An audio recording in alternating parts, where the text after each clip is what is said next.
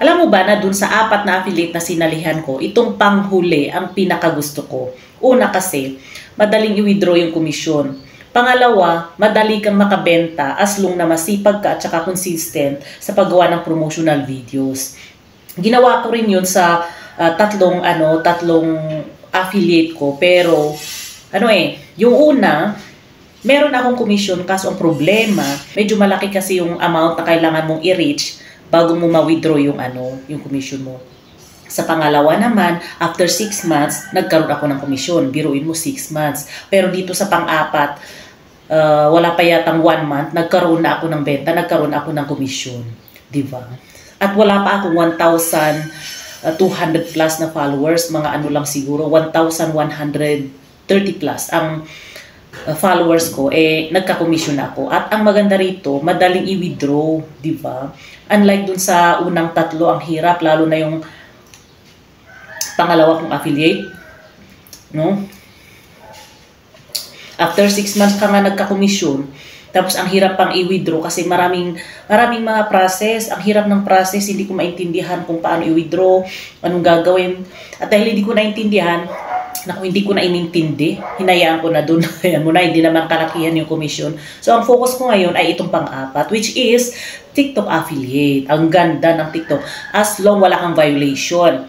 Madali ang withdrawal, madali kang makabenta, pero yun nga sabi ko, kailangan consistent at masipag kang mag-post ng magandang videos, promotional videos. Kaya sa mga kagaya kong new affiliate dyan, huwag tayong sumukong. Pero sabi ko nga, kung gusto mo sumuko, pagod ka na, sige go. Para wala na kaming kakompetensya. Pero kung bonggang-bonggang nangangailangan ka ng pera, sipagan mo yan. Baga, nasa planting stage pa lang tayo kasi. Diba? Pag nagtanim ka ng gulay or fruits, hindi mo agad maririp yung bunga nun. Maghintay ka muna ng ilang araw, ilang buwan, di ba? Yung iba nga, maghintay ka ng 1 taon bago mo makuha yung bunga ng itinanim mo or pinaghirapan mo. So, ganun din sa affiliate.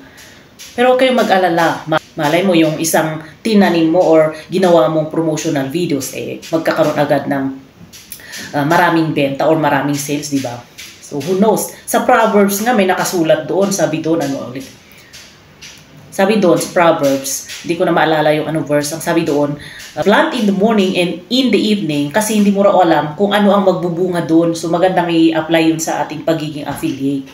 Kagaya nitong mulberry, siguro sabihin natin 3 years ago, isa lang itong maliit na na puno. Tapos ngayon, ayan, may bunga na. Pero ito? Sa tita ko.